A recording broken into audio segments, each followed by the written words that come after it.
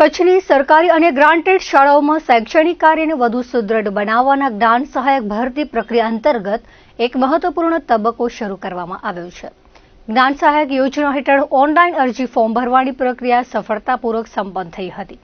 જે બાદ મેરિટ યાદીમાં સ્થાન મેળવનારા પસંદગી પામેલા 979 ઉમેદવારો વિશેષ પ્રક્રિયાનું આયોજન કરવામાં આવ્યું હતું. આ તમામ લાયક ઉમેદવારોને ભુજ તાલુકાના માધાપર ગામ ખાતે આવેલી મોડલ સ્કૂલ ખાતે રૂબરૂ બોલાવવામાં આવ્યા હતા, જ્યાં તેમના શૈક્ષણિક અને અન્ય અનિવાર્ય દસ્તાવેજોની ઝીણવટભરી ચકાસણી કરવામાં આવી રહી છે. સવારથી જ માધાપરની મોડલ સ્કૂલ ખાતે ઉમેદવારોની ભારે ચહલપહલ જોવા મળી હતી. શિક્ષણ વિભાગના ઉચ્ચ અધિકારીઓની દેખરેખ હેઠળ દસ્તાવેજ વેરિફિકેશન અને શાળા પસંદગીની કામગીરી અત્યંત પારદર્શક રીતે શરૂ કરવામાં આવી હતી. પ્રક્રિયામાં વિશાળ સંખ્યામાં ઉમેદવારો હાજર રહ્યા હોવાથી અને તમામ પ્રક્રિયા કાળજીપૂર્વક કરવાની છે, જેથી આ કામગીરી મોડી રાત સુધી ચાલે તેવી પૂરેપૂરી સંભાવના શિક્ષણ તંત્ર દ્વારા વ્યક્ત કરવામાં આવી છે. હાજર રહેલા તમામ ઉમેદવારોને તેમના મેરિટ ક્રમાંક અનુસાર જ ખૂબ જ ન્યાયિક પદ્ધતિથી શાળાઓની પસંદગી કરવાની તક પૂરી પાડવામાં આવી રહી છે, જેથી ગુણવત્તાયુક્ત ઉમેદવારોને યોગ્ય સ્થાન મળી શકે.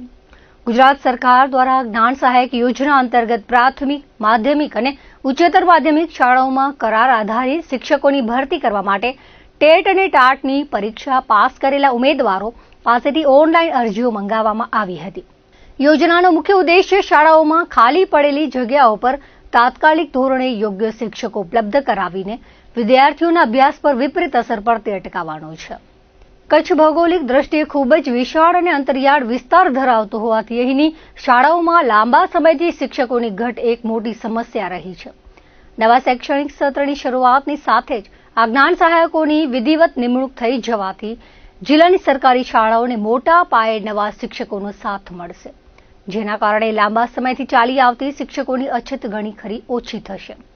નવી ભરતીથી કચ્છના ગ્રામ્ય અને અંતરિયાળ વિસ્તારોના બાળકોને પણ સમયસર અને ગુણવત્તાસભર શિક્ષણ મળી રહેશે, જેને પગલે સમગ્ર જિલ્લાના શૈક્ષણિક સ્તરમાં નોંધપાત્ર સુધારો જોવા મળશે તેવો આશાવાદ વાલીઓ દ્વારા વ્યક્ત કરવામાં આવી રહ્યો છે.